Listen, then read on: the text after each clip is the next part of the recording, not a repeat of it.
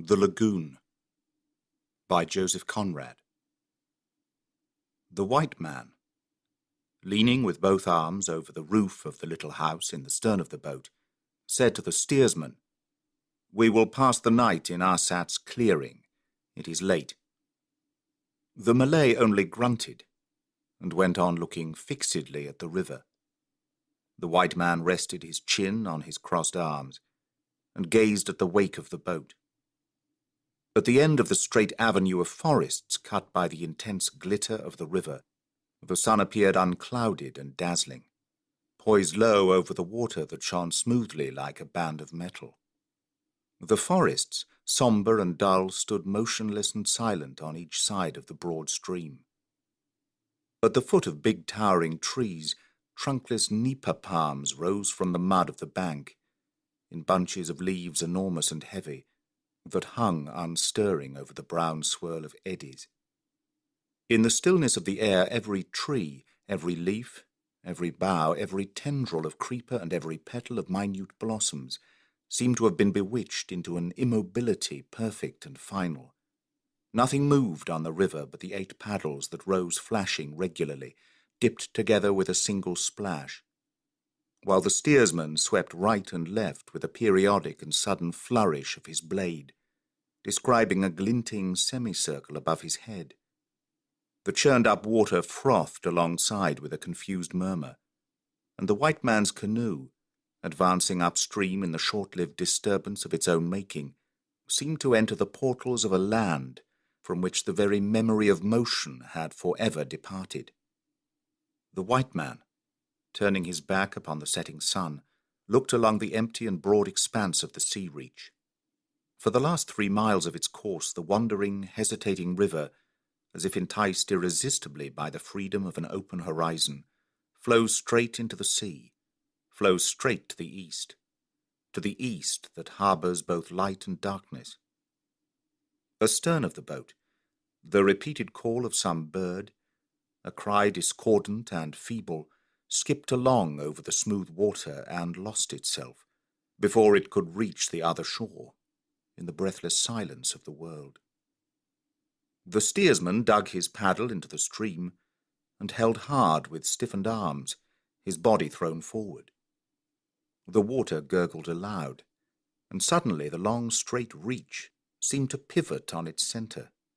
The forest swung in a semicircle, and the slanting beams of sunset touched the broadside of the canoe with a fiery glow, throwing the slender and distorted shadows of its crew upon the streaked glitter of the river.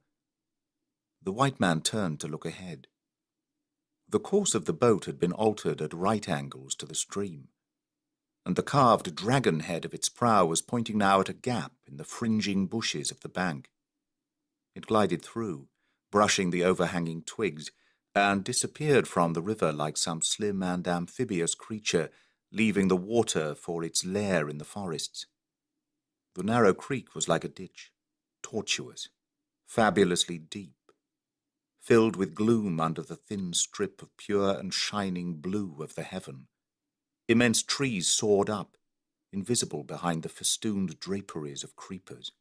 Here and there, near the glistening blackness of the water, a twisted root of some tall tree showed amongst the tracery of small ferns, black and dull, writhing and motionless like an arrested snake. The short words of the paddlers reverberated loudly between the thick and sombre walls of vegetation. Darkness oozed out from between the trees, through the tangled maze of the creepers, from behind the great fantastic and unstirring leaves. The darkness mysterious and invincible, the darkness scented and poisonous of impenetrable forests. The men poled in the shoaling water. The creek broadened, opening out into a wide sweep of a stagnant lagoon. The forests receded from the marshy bank, leaving a level strip of bright green, reedy grass to frame the reflected blueness of the sky.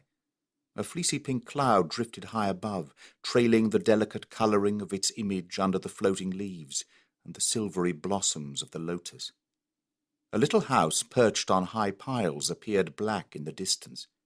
Near it, 2 tall nibong palms that seemed to have come out of the forests in the background leaned slightly over the ragged roof, with a suggestion of sad tenderness and care in the droop of their leafy and soaring heads. The steersman, pointing with his paddle, said, "Arsat is there. I see his canoe fast between the piles." The polers ran along the sides of the boat, glancing over their shoulders at the end of the day's journey. They would have preferred to spend the night somewhere else than on this lagoon of weird aspect and ghostly reputation. Moreover, they disliked Arsat, first as a stranger, and also because he who repairs a ruined house and dwells in it proclaims that he is not afraid to live amongst the spirits that haunt the places abandoned by mankind.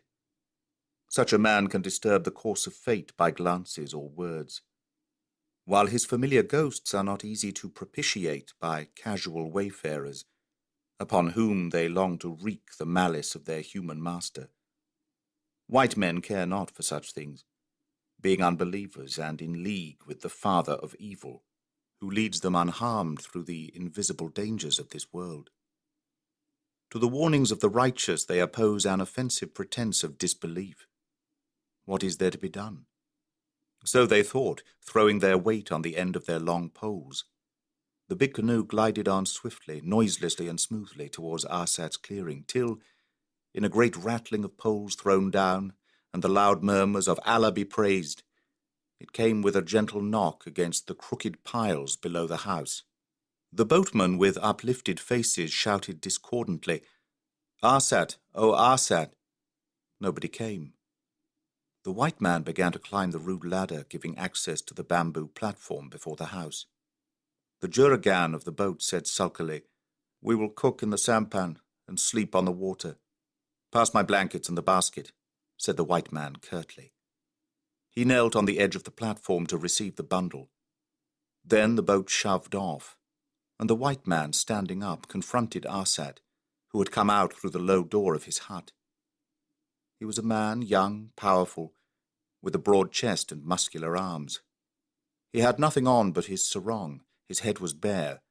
His big soft eyes stared eagerly at the white man, but his voice and demeanor were composed as he asked, without any words of greeting, "Have you medicine, Tuan?" "No," said the visitor in a startled tone. "No, why? Is there sickness in the house?" "Enter and see," replied Arsat in the same calm manner, and turning short round, passed again through the small doorway. The white man, dropping his bundles, followed. In the dim light of the dwelling he made out, on a couch of bamboos, a woman stretched on her back under a broad sheet of red cotton cloth. She lay still as if dead, but her big eyes, wide open, glittered in the gloom, staring upwards at the slender rafters, motionless and unseeing. She was in a high fever and evidently unconscious. Her cheeks were sunk slightly, her lips were partly open, and on the young face there was the ominous and fixed expression, the absorbed, contemplating expression of the unconscious who are going to die. The two men stood looking down at her in silence. "Has she been long ill?" asked the traveller. "I have not slept for 5 nights," answered the Malay in a deliberate tone. At first she heard voices calling her from the water, and struggled against me who held her. But since the sun of today rose, she hears nothing. She hears not me, she sees nothing. She sees not me. Me. He remained silent for a minute, then asked softly, "Tuan, will she die?" "I fear so," said the white man sorrowfully.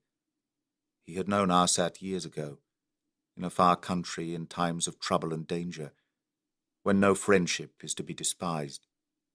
And since his Malay friend had come unexpectedly to dwell in the hut on the lagoon with a strange woman, he had slept many times there in his journeys up and down the river. He liked the man who knew how to keep faith in council, and how to fight without fear by the side of his white friend. He liked him, not so much, perhaps, as a man likes his favourite dog, but still he liked him well enough to help and ask no questions, to think sometimes vaguely and hazily in the midst of his own pursuits about the lonely man and the long-haired woman with audacious face and triumphant eyes, who lived together hidden by the forests, alone and feared. The white man came out of the hut in time to see the enormous conflagration of sunset, put out by the swift and stealthy shadows that, rising like a black and impalpable vapour above the tree-tops, spread over the heaven, extinguishing the crimson glow of floating clouds and the red brilliance of departing daylight. In a few moments all the stars came out above the intense blackness of the earth, and the great lagoon, gleaming suddenly with reflected lights, resembled an oval patch of night sky flung down into the hopeless and abysmal night of the wilderness. The white man had some supper out of the basket, then, collecting a few sticks that lay about the platform, made up a small fire. Not for warmth, but for the sake of the smoke which would keep off the mosquitoes. He wrapped himself in his blankets and sat with his back against the reed wall of the house, smoking thoughtfully. Arsat came through the doorway with noiseless steps and squatted down by the fire. The white man moved his outstretched legs a little. "She breathes," said Arsat in a low voice, anticipating the expected question. "She breathes, and burns as if with a great fire. She speaks not. She hears not, and burns." He paused for a moment, then asked in a quiet, incurious tone, "Tuan, will she die?" The white man moved his shoulders uneasily, and muttered in a hesitating manner, "If such is her fate." "No, Tuan," said Arsat calmly, "if such is my fate. I hear, I see, I wait. I remember. Tuan, do you remember the old days? Do you remember my brother?" "Yes," said the white man. The Malay rose suddenly and went in. The other, sitting still outside, could hear the voice in the hut. Arsat said, "Hear me. Speak." His words were succeeded by a complete silence. "O Diamelen!" he cried suddenly. After that cry there was a deep sigh. Arsat came out and sat down again in his old place. They sat in silence before the fire. There was no sound within the house. There was no sound near them. But far away on the lagoon they could hear the voices of the boatmen ringing fitful and distinct on the calm water. The fire, in the bows of the sampan, shone faintly in the distance with a hazy red glow. Then it died out. The voices ceased. The land and the water slept invisible, unstirring and mute. It was as though there had been nothing left in the world but the glitter of stars streaming, ceaseless and vain, through the black stillness of the night. The white man gazed straight before him into the darkness with wide-open eyes. The fear and fascination, the inspiration and the wonder of death near, unavoidable and unseen, soothed the unrest of his race and stirred the most indistinct, the most intimate of his thoughts.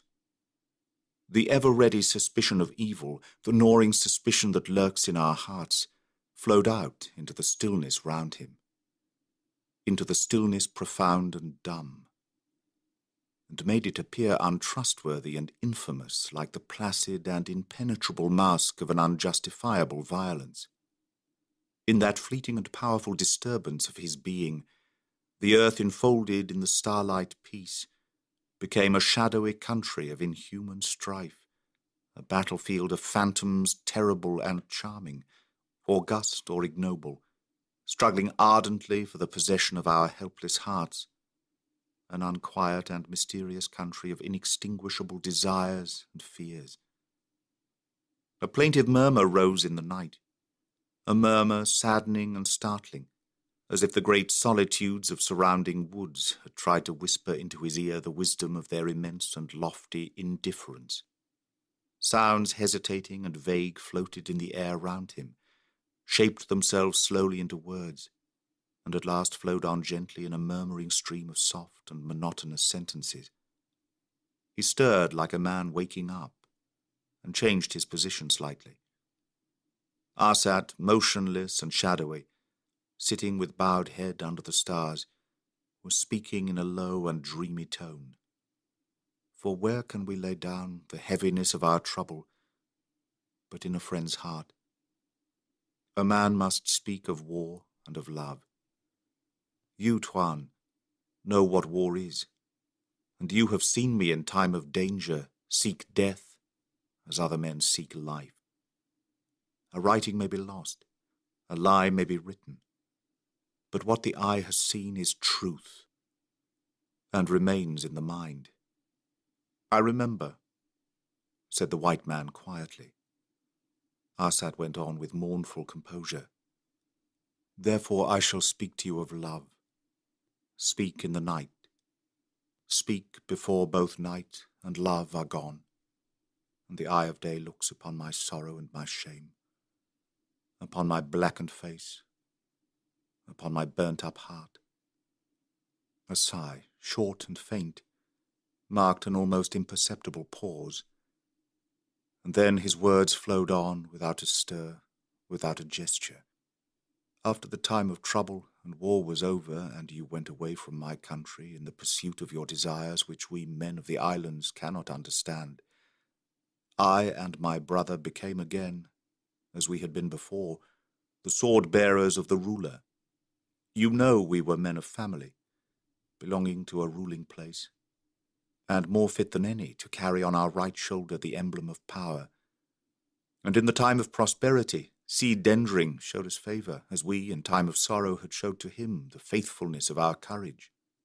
It was a time of peace, a time of deer hunts and cockfights, of idle talks and foolish squabbles between men whose bellies are full and weapons are rusty. But the sower watched the young rice shoots grow up without fear, and the traders came and went, departed lean and returned fat into the river of peace. They brought news too, brought lies and truth mixed together, so that no man knew when to rejoice and when to be sorry. We heard from them about you also. They had seen you here and had seen you there, and I was glad to hear, for I remembered the stirring times, and I always remembered you, Tuan, till the time came when my eyes could see nothing in the past, because they had looked upon the one who is dying there, in the house. He stopped to exclaim in an intense whisper, "O Mara Bahia! O calamity!" Then went on speaking a little louder. "There's no worse enemy and no better friend than a brother, Tuan. For one brother knows another, and in perfect knowledge is strength for good or evil. I loved my brother. I went to him, and told him that I could see nothing but one face, hear nothing but one voice. He told me, 'Open your heart so that she can see what is in it, and wait. Patience is wisdom. Inchi Mida may die, or our ruler may throw off his fear of a woman.' I waited. You remember the lady with the veiled face, Tuan, and the fear of our ruler before her cunning and temper. And if she wanted her servant, what could I do?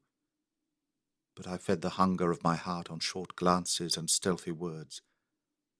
I loitered on the path to the bathhouses in the daytime, and when the sun had fallen behind the forest, I crept along the jasmine hedges of the women's courtyard. Unseeing, we spoke to one another through the scent of flowers, through the veil of leaves, through the blades of long grass that stood still before our lips. So great was our prudence, so faint was the murmur of our great longing.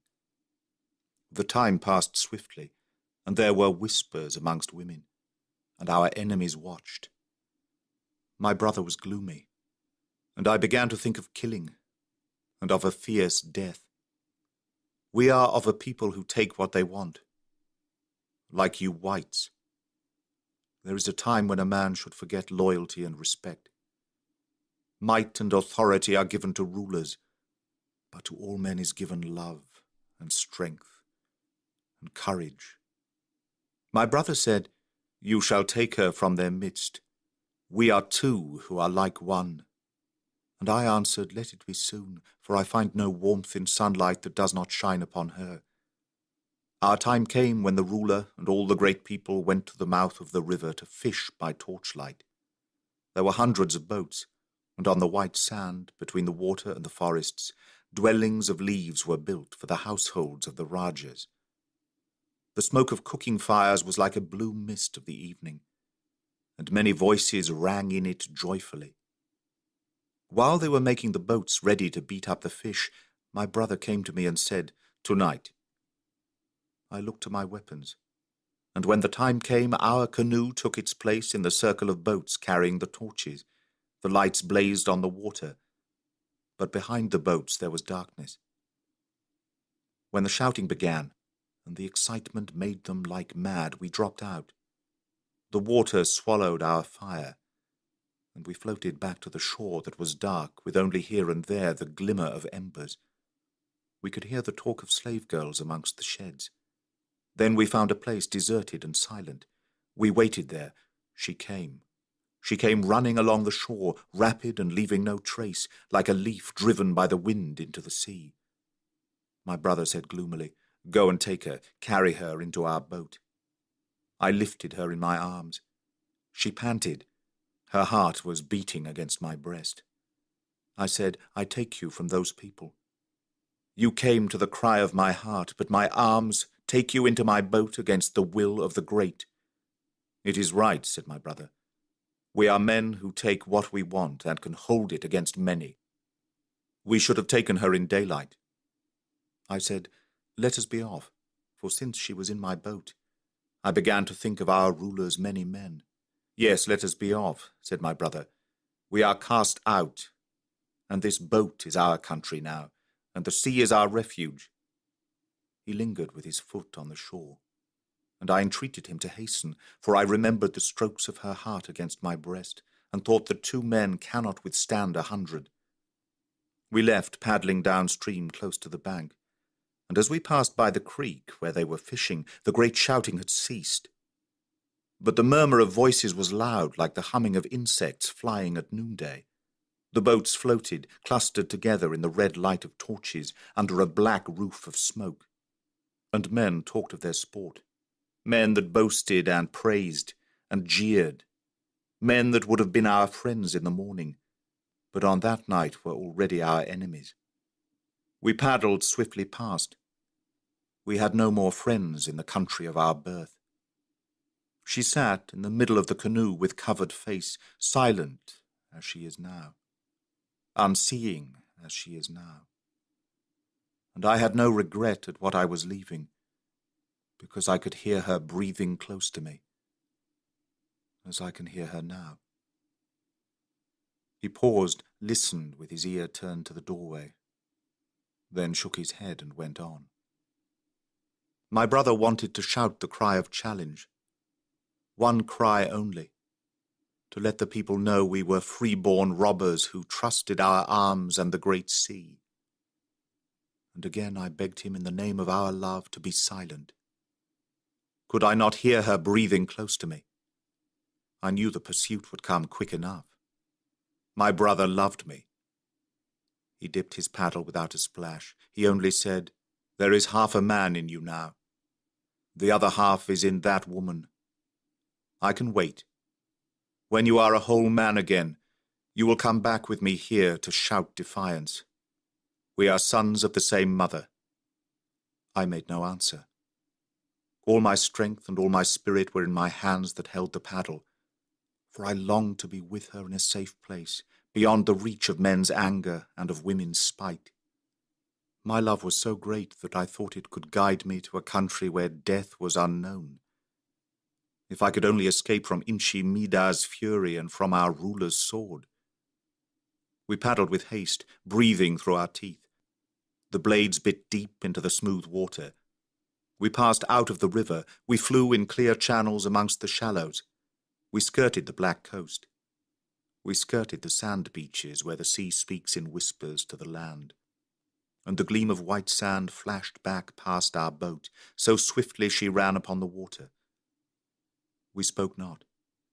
Only once I said, "Sleep, Diamelen, for soon you may want all your strength." I heard the sweetness of her voice, but I never turned my head. The sun rose, and still we went on. Water fell from my face like rain from a cloud. We flew in the light and heat.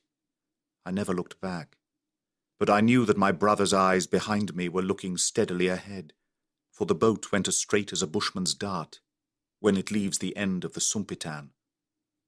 There was no better paddler, no better steersman than my brother. Many times together we had won races in that canoe, but we never had put out our strength as we did then. Then, when for the last time we paddled together. There was no braver or stronger man in our country than my brother. I could not spare the strength to turn my head and look at him, but every moment I heard the hiss of his breath getting louder behind me. Still he did not speak. The sun was high. The heat clung to my back like a flame of fire. My ribs were ready to burst, but I could no longer get enough air into my chest. And then I felt I must cry out with my last breath, "Let us rest." "Good," he answered. And his voice was firm. He was strong. He was brave. He knew not fear and no fatigue. My brother. A murmur, powerful and gentle, a murmur vast and faint. The murmur of trembling leaves, of stirring boughs, ran through the tangled depths of the forests, ran over the starry smoothness of the lagoon, and the water between the piles lapped the slimy timber once with a sudden splash. A breath of warm air touched the two men's faces and passed on with a mournful sound. A breath loud and short, like an uneasy sigh of the dreaming earth. Arsat went on in an even, low voice. We ran our canoe on the white beach of a little bay close to a long tongue of land that seemed to bar our road. A long wooded cape going far into the sea. My brother knew that place. Beyond the cape a river has its entrance, and through the jungle of that land there is a narrow path. We made a fire and cooked rice. Then we lay down to sleep on the soft sand in the shade of our canoe while she watched. No sooner had I closed my eyes than I heard her cry of alarm. We leapt up. The sun was halfway down the sky already, and coming in sight in the opening of the bay we saw a prow manned by many paddlers. We knew it at once. It was one of our Rajah's prows. They were watching the shore and saw us. They beat the gong and turned the head of the prow into the bay. I felt my heart become weak within my breast. Diamelen sat on the sand and covered her face. There was no escape by sea. My brother laughed. He had the gun you had given him, Tuan, before you went away, but there was only a handful of powder. He spoke to me quickly. "Run with her along the path. I shall keep them back, for they have no firearms, and landing in the face of a man with a gun is certain death for some. Run with her. On the other side of that wood there is a fisherman's house and a canoe. When I have fired all the shots I will follow. I'm a great runner, and before they can come up we shall be gone. I will hold out as long as I can, for she is but a woman, that can neither run nor fight. But she has your heart in her weak hands."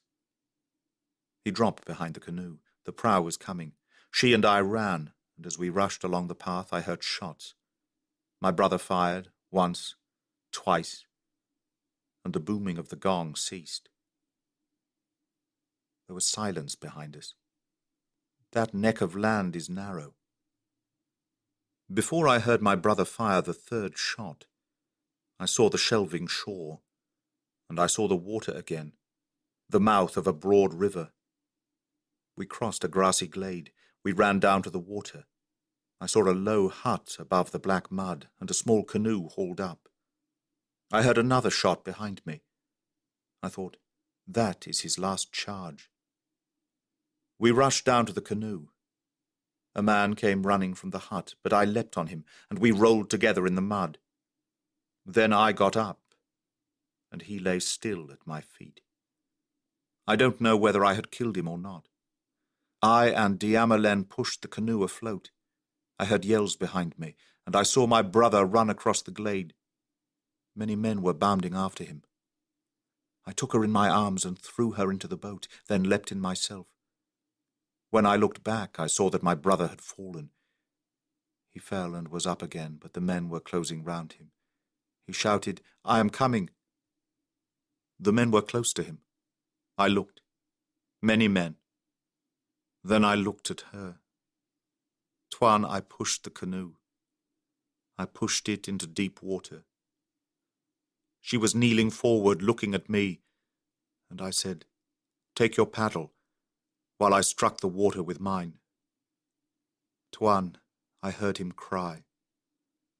I heard him cry my name twice, and I heard voices shouting, "Kill! Strike!" I never turned back.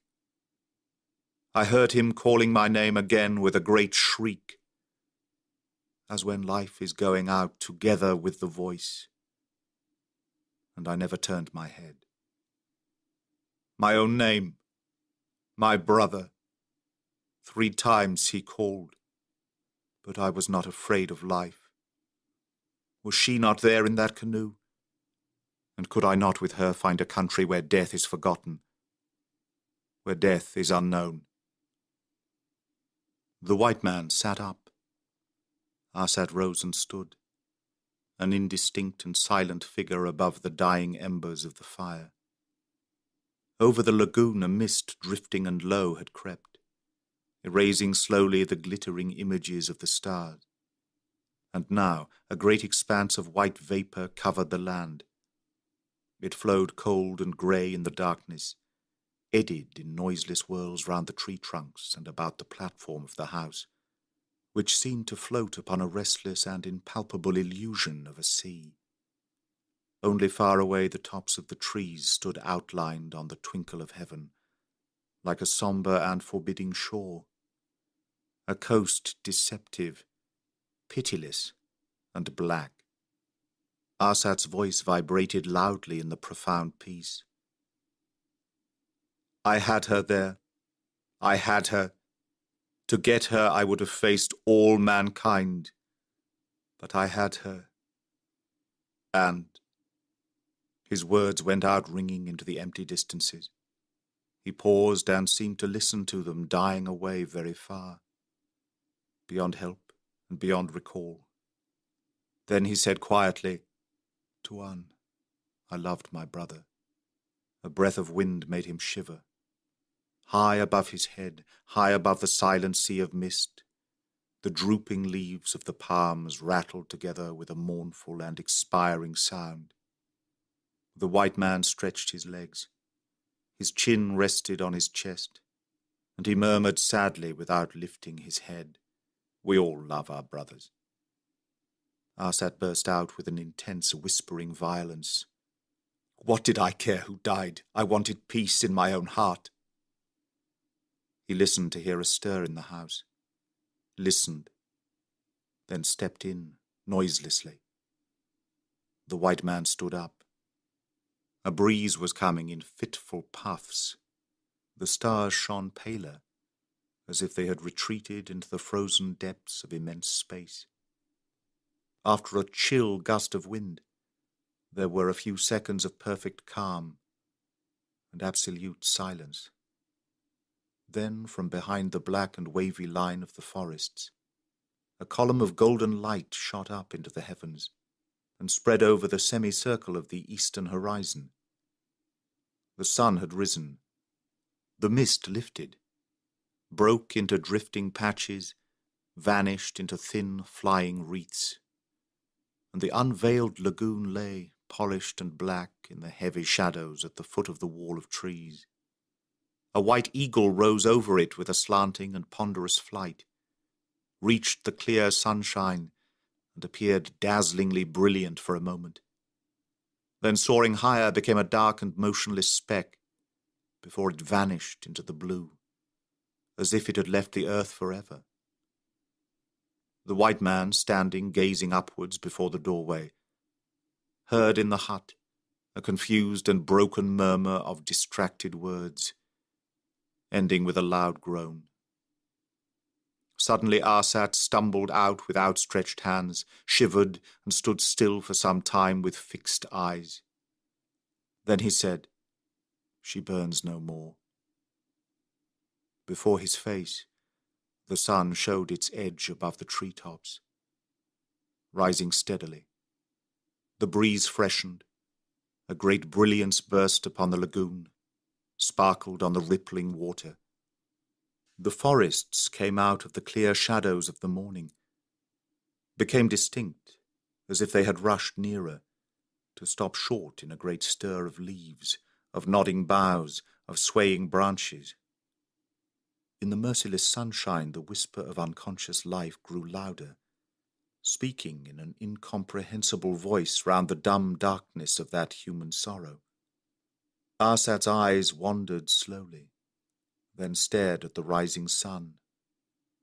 "I can see nothing," he said half aloud to himself. "There is nothing," said the white man, moving to the edge of the platform and waving his hand to his boat.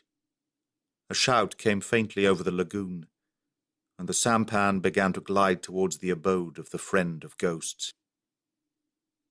"If you want to come with me, I will wait all the morning," said the white man, looking away upon the water. "No, Tuan," said Arsat softly. "I shall not eat or sleep in this house, but I must first see my road. Now I can see nothing. See nothing. There is no light and no peace in the world. But there is death. Death for many.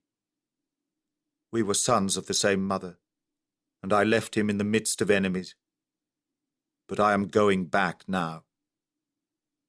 He drew a long breath, and went on in a dreamy tone. "In a little while I shall see clear enough to strike. But she has died, and now, darkness." He flung his arms wide open, let them fall along his body, then stood still with unmoved face and stony eyes, staring at the sun. The white man got down into his canoe. The polers ran smartly along the sides of the boat, looking over their shoulders at the beginning of a weary journey. High in the stern, his head muffled up in white rags, the juragan sat moody, letting his paddle trail in the water. The white man, leaning with both arms over the grass roof of the little cabin, looked back at the shining ripple of the boat's wake.